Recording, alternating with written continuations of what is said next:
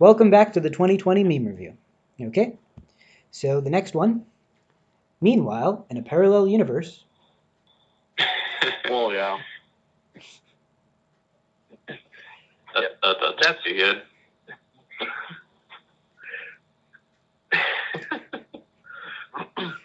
I mean, there really isn't much to say about this meme other than it's just a good quality, wholesome meme. Right. Okay. Yeah. So yeah, basically what it is, if you're listening, is it's like a rabbit making a shadow puppet of a human hand on a wall rather than the other way around. I like it. Okay. So the next one. Maybe you are cool, but you will never be as cool as a crow riding an eagle. This is true. Yeah. I doubt. Yeah. I mean, that's just incredible if they were able to actually capture that picture. Like, Yeah. What the hell?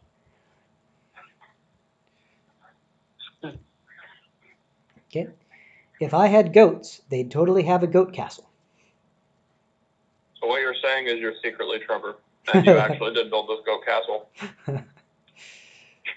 I don't have that much free land, but yeah, I mean, like that would be very fun to have.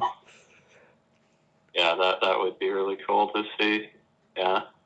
I don't know. Like, yeah, when I was home, we visited the farm of some of Mom's friends that have goats, and I've never really been around goats, but they're actually pretty nice. I was surprised. I thought goats would be annoying, but they're actually kind of cool.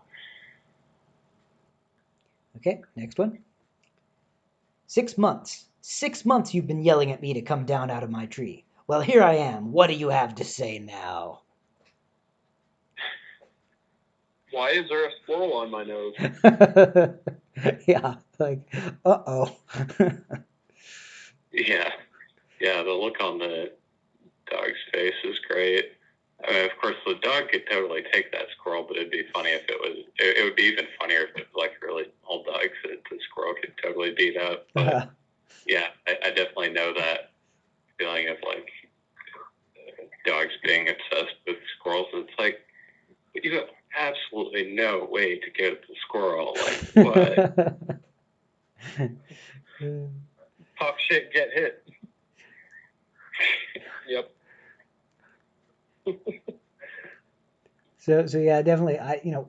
When I had cats growing up, like when a cat would see a bird out the window, it's like, oh, I need this now. Like, no, they can fly. What do you, and there's a window between you and them. Animals aren't logical, damn it. So yeah, it's a pretty good image like that. Because like on my walks this spring, because like I live in the LA area, and in some of the LA neighborhoods up in the hills, there are feral peacocks that like were released by people that had like exotic animals back in the day, and then they just let them roam wild. And so this one particular neighborhood that I walked through has peacocks, and so I saw really good juxtaposition of like if I was walking by this house and there's this cat just kind of looking out the window to see what's going on, and then like above the cat, unbeknownst to the cat on the roof, there's like 4 peacocks. I'm just like, oh boy, if that cat knew, it would be so pissed. Of course, peacocks are much bigger than the cat too. So. So for the next meme, the answer is a lot of things, and you don't want to know. Okay, give it to me straight. What did they do, and how much is bail? Yeah, just the image in the caption is like, yeah, like that totally looks like the face of like a dog talking to like, okay, how do I get him out of jail? Yeah, and like the concrete block construction totally looks like a jail too. Oh yeah. It's like, yeah, I'm sure whatever they did was adorable. It probably involves pooping on the carpet, which is not very adorable. Right. Or chewing on something and destroying it. And then after that, pooping on the carpet. Yeah, like when we had our Saint Bernard puppy, and like, he'd get into all sorts of trouble. And so, like, one day my dad he's like, oh, this dog is getting into so much trouble. Like, he chewed on the watering can, he chewed on my slippers, he tracked mud in the front door, he did this, he did that, and he dug in the garden, and then we're like, well, don't forget about the time he chewed on the insulation. He's like, I'm just talking about today. It's like, jeez. Yep.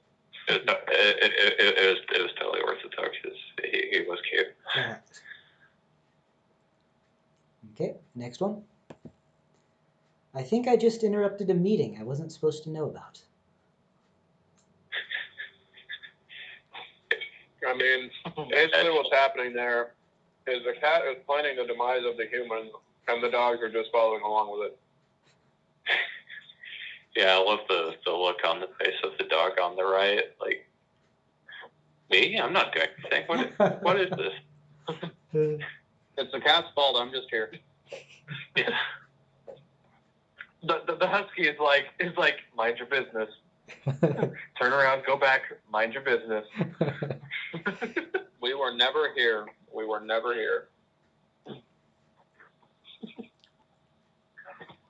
If you don't turn around, I am going to destroy those sandals. Yeah. You leave the room or the sandals get it. Okay. Next one. My brother from another mother. Yeah, that is really cute. Like, yeah, obviously, even though they're a cat and a dog, like, those fur patterns totally match. Oh, yeah.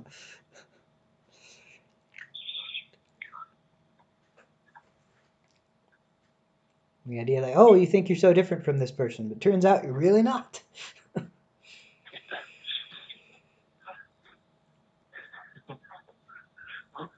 Okay, next one. This cat at our work tracked a mouse on the security cameras and then went and caught it. Modern problems require modern solutions. I think that's a quote from Dave Chappelle. Yeah, that is pretty great. That is impressive, especially considering cats usually can't distinguish what a screen is, a TV screen. Right. So the fact that this cat is thinking in 3 dimensions, it basically makes this a 4-dimension strategy. Right. Yeah, I don't know. I feel like this is probably there's probably some steps that we're not seeing here. Like the cat is fed by motion on the screen, and then it caught the mouse independently. But it makes for a very compelling story if this is actually. No. I think this is 100% bullshit. I don't think this is true for a minute, but it makes a fun story. Right. It works for the joke. Okay, next one. Me ought to go outside. Me ought to go outside, then change your mind. Sit in the doorway and try to decide. Exist in quantum superposition of outside and inside. This is the quantum brain meme, but in cat picture form. I've never seen something like this before. This is weird. Yeah, it's the galaxy brain meme. But yeah, the whole idea of like cats are just so indecisive when like they want to go outside, but they don't know if they want to go outside or not. And it's just like like the idea of like I can and must be in both places simultaneously. Like is definitely like something that would enter a cat's mind if they could think in that level of detail. Yep. Yeah, I've had enough cats in my life that this is absolutely true. It's exactly how it plays out. Okay, next one. Ah, finally in bed. I have to pee. Yep, I can identify with that. This is, yeah. Always pee before comfy. Okay, next one. Do they still worship us, child? Well, I shit in the box and they clean it. Good job.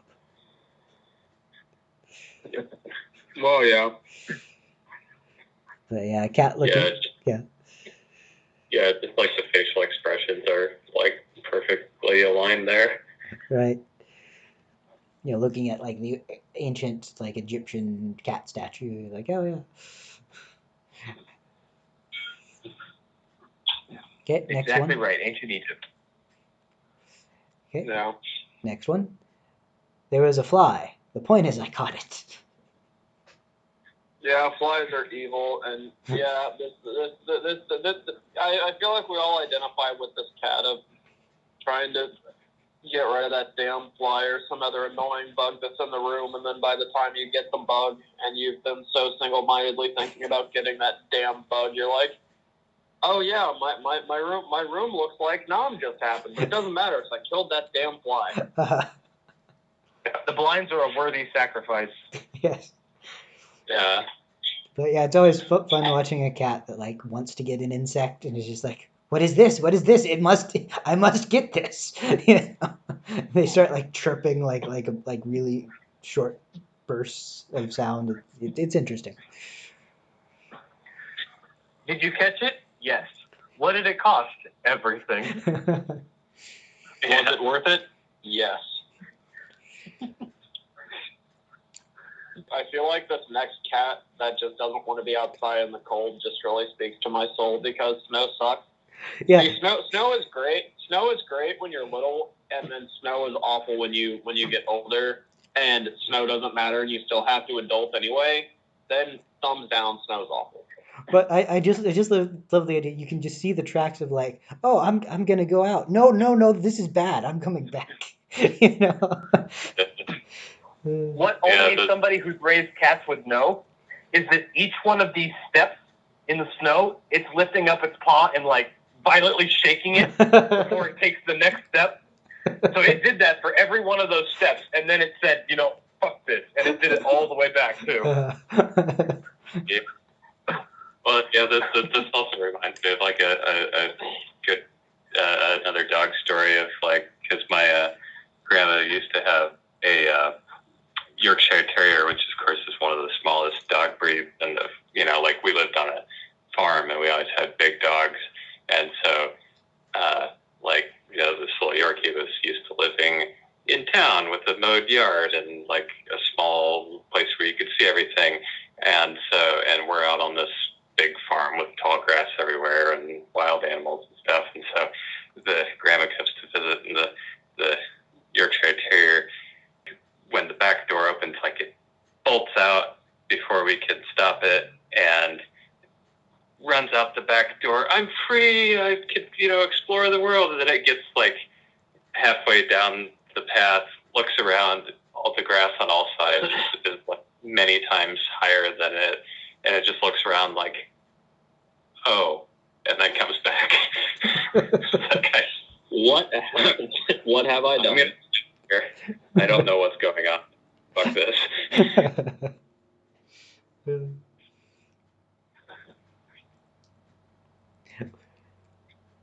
Okay, next one. My cat may be getting too fat. Well, yeah. Oh, like, because yeah, cats will like tell you that they're hungry even if they've just eaten. Like the more recent cat that I had, which was still many years ago, like would only eat if you were in the kitchen or if you moved the food bowl into the living room or something, and you were literally standing over them watching them. Like, why? No, I need you in here. Like you would meow, like no, come on, get in here. But yeah, cats like many people don't have particularly good impulse control, and are just like, yeah, I'm gonna eat as much as I possibly can. Yeah. The cat that I have now is a very fat cat. In fact, when we got her, my aunt named her Fat Cat, and I was like, no, don't call her Fat Cat, no. And then she's like, well, if you would name her, what would you call her? And so I call her Chunky Muster, and I don't regret it for a minute. Nice. But this cat is fat as fuck. It's about the same size as this chunky one on the screen. Nice. Yeah. My aunt and cousin had a cat that was huge like that too, and like whenever it would jump off the bed, it would be like boom. Yep. And then like when it would lie down on the floor, you'd just see like it would look like a carpet because its sides would spread out. Looking at this picture, it's inevitable that top part is going to snap off at some point. And all I can do is hope that I'm there when it happens, because that would be the funniest thing. Oh yeah. Okay, next one. I told you both of us could fit. I hate you right now. The cat that was in there first is smooshed up against the side of the glass cylinder. Oh, that looks painful. It's a very, very cat thing to do. If it fits, I sit. Yes, definitely. Okay, next one. Haha, so we meet again. But yeah, mirrors and pets are just endlessly entertaining because they don't get the idea that it's them and they think it's another animal. It's like, oh no, who is this? Putting a mirror in front of your dog is a bad idea. Putting your mirror in front of a cat is a brilliant idea. I've done that before, and it's some of the best shit. A dog will oftentimes like growl and bark, which you don't want to listen to. Probably even try to attack the mirror, which could break it. But a cat is never strong enough to do any of that. And they're just going to cautiously stare at their reflection and get confused and try and sniff it and maybe hiss at it. But that's about the worst it gets. Yeah, that's a pretty cute picture. Like my experience, like with dogs, like I don't have much experience with it. They mostly just like ignored the one mirror that was at their level in our house. But of course, what's terrible is when you have a bird that sees its reflection in the window and then decides it's a rival male fighting for its territory and becomes obsessed and is constantly attacking your window over a period of weeks. So like when I was home at my parents' farm, like we had two different birds that like had that. There was an oriole and a kingbird, which are both like really pretty birds that I don't get to look up close very often. So it's kind of this weird juxtaposition of like, oh, it's cool that I get to look at this bird, but it's really freaking annoying that it's constantly banging its head into our window.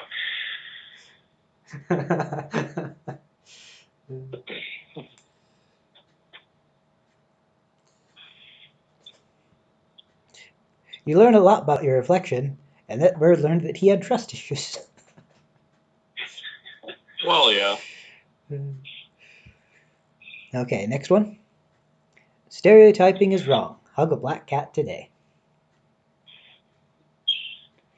And like, yeah, just when I was a little kid, I really loved cats because, I had cats growing up. But just the whole idea of like all of the superstitions surrounding black cats is like, no, like they're fuzzy and cute, just like all of the other ones. Like, no, like, don't hate.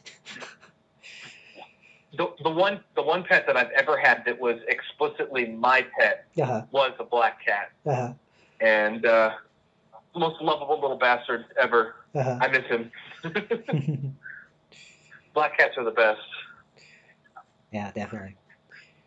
Okay, next. People treat them like they're cursed, and like people will actually go out of their way to avoid a black cat or to like kill a black cat, and that's just sad. And also, I'm pretty sure black cats have the lowest adoption rates from shelters. Wow, I didn't think about it in that way. I think I've read that statistic once, like a while back, and that made me really sad because black cats are just beautiful. They're wonderful, but it's because they're related to witches and stuff like that. They're like connected through the mythology, and they're considered unlucky or cursed. Don't let a black cat cross your path. That kind of shit. Yeah. Because of things like that, people don't treat black cats the same way, even though they might not like think about it. Yeah. I'm pretty sure I've read that black cats have the lowest adoption rate, and that's sad. Yeah. To what extent is that like a conscious belief, or to what extent is that actually an implicit bias? like you have against like black people in like systemic racism? Like, yeah.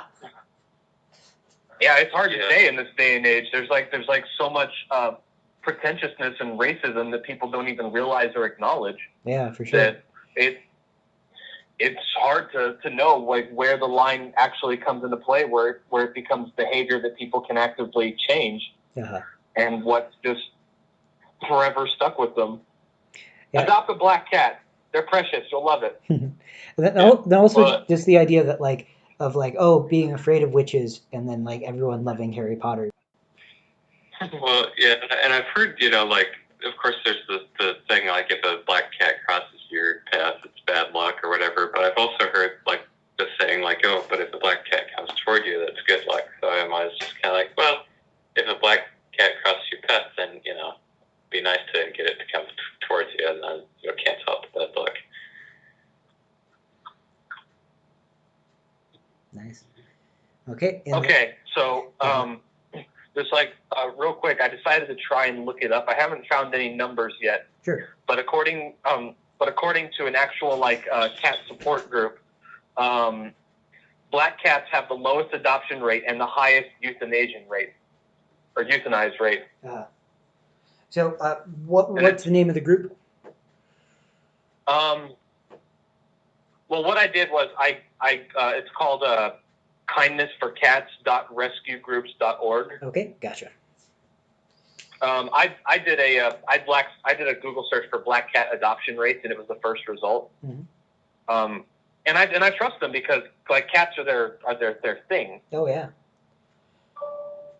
And it's stuff that I've heard before. Like I had actual numbers at one point. Like I saw numbers, but that was like years ago, so I don't remember where I saw it. Right. Yeah, I was just saying, like, if people wanted to learn more, that'd be a good place for them to go, I suppose. Yeah, I'm looking for it, and it seems to really they label a bunch of good reasons to have a black cat specifically, mm-hmm. And I like that. Any cat is good, but like black cats deserve some love too. Yeah. I definitely like the idea of adopting pets from your local shelter as opposed to like trying to buy some premium, bred cat somewhere. Although some like you might get a breed that like has certain qualities that you want. Like I get that. Like I think there's a Russian blue that was at a flower store in Salina several years ago, and it was like the most affectionate cat that like I've ever seen. Just everyone who comes into the store is like, oh, pet me. So I could see wanting something like that, but I love the idea of like going into the shelter and being like, hey, here are some like strays or cats or dogs that need homes, and like adopting one so that it has a nice place to live. I have had 3 cats in my lifetime. Not like they were mine, but I've had 3 cats in the household I've lived in. There was a calico, my black cat, and then now Chunky Mewster is like a gray tabby. I think I don't know the exact type, but she's gray and with like a little bit of like black here and there. And if I were to put all 3 of them in a shelter side by side, and I was just somebody that was just looking at those 3 cats, the black cat is the least visually appealing. Mm-hmm. And the calico was the prettiest with like the way her face structure was and her color design. She was the prettiest. But just as a visual design, when you're looking, the black cat is the least interesting. It's the one that stands out the least. And, it stands out, but it's like, well, the other 2 have really pretty colors. Right. So you're more likely to go for them. Right. Yeah. So that also probably plays a part. Yeah. I had 2 cats growing up. I got to name them both, but at very different ages. So the first one I named Fuzzball because it was fuzzy and liked balls. Not that it hacked up hairballs any more than any normal cat. But But yeah, and then the one after that I named Athena after the Greek goddess of wisdom. So Nice. I like that. Athena. yes. Good. Okay. So the next one. I've made a huge mistake. Is that expression of like, oh no, no, and like the cat's not And in it was- any actual danger, but let's just like definitely feels that it is. And it was at this point he realized he fucked up. Yep. Yeah, so this was a picture of a cat like on some sort of flotation device in the middle of a pool where it's like, oh, he either jumped out here or like walked out here and it drifted to the middle, and now, I'll bet you the flotation device was near the edge and it jumped onto it and the momentum pushed it out there. yeah, probably. Either that or someone's an asshole.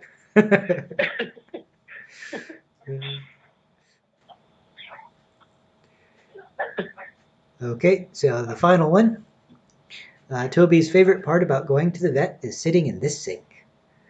So, see, one of the cats that I had like actually really liked sleeping in the bathroom sink because it was like this nice oval shape that like perfectly fit their size, and it's just, yeah, it's funny how much joy cats get out of just like sitting in places that they can fit. A bit unusual for a cat to like be happy about going to the vet in any way. Yeah, I remember when we drive, our cats to the vet. Like we didn't have like a special cage for them, and we just kind of had them out in the car. And the cat would just like run back and forth between all the windows in the car and be like, "What's going on? Where is this place? Why are we moving? I no." I remember the first, it always seems to be with the cats that I've had. It was always the same process. The first visit to the vet, they don't know what's going on, but as soon as you go inside, they see all the animals and they panic. Uh-huh. The second time, at the sight of the building, they panic. And then the third time, at the sight of taking them towards the car, they panic.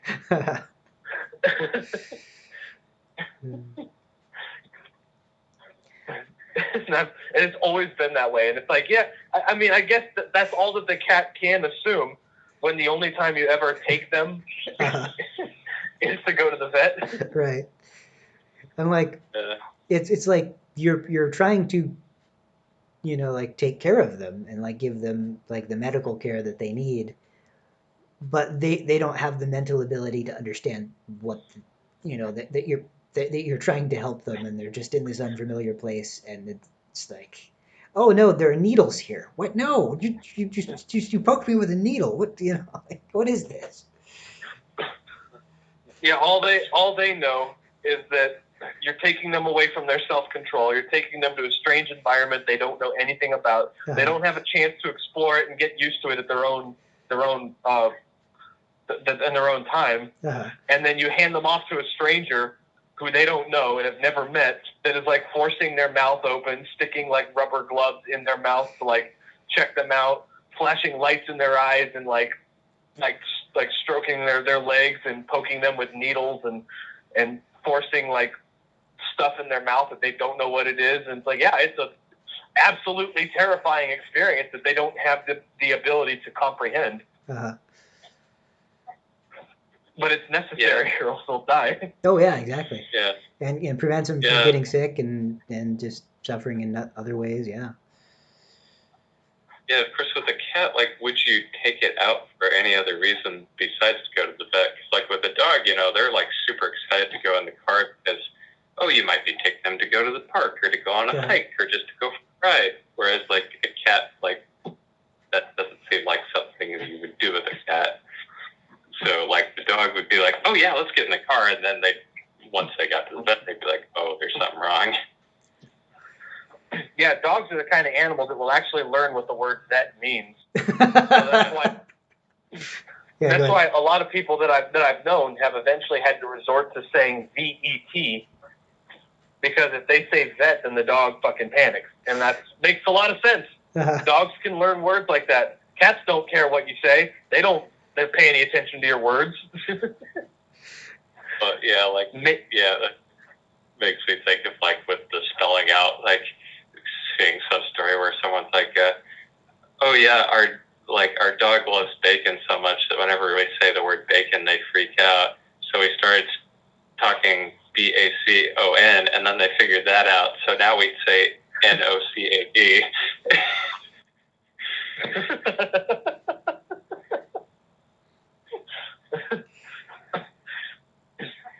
I need a dog. Dogs are fun. There's a great Garfield comic where it's like Garfield's owner, whose name escapes me at the moment, is talking with a friend of his. John. John's talking. John Arbuckle. Yes. John's talking with a friend of his, and he says, "Oh, you have a cat. You know, what's the cat's name?" And he says, "Well, it's just Cat. Like, you didn't name it? Well, it's not like a dog, and they respond at their name. So what's the point?" Like, oh, okay.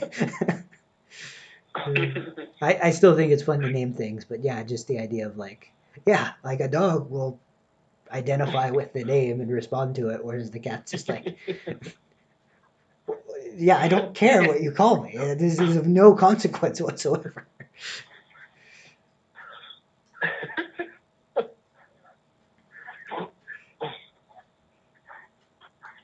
So that is the last of the 2020 memes. In this section, we talked a lot about pets and cats in particular. Thank you for watching these videos, and if you didn't see the earlier clips, the links to that are in the description, and hope you enjoy the rest of 2020 to the best of your ability.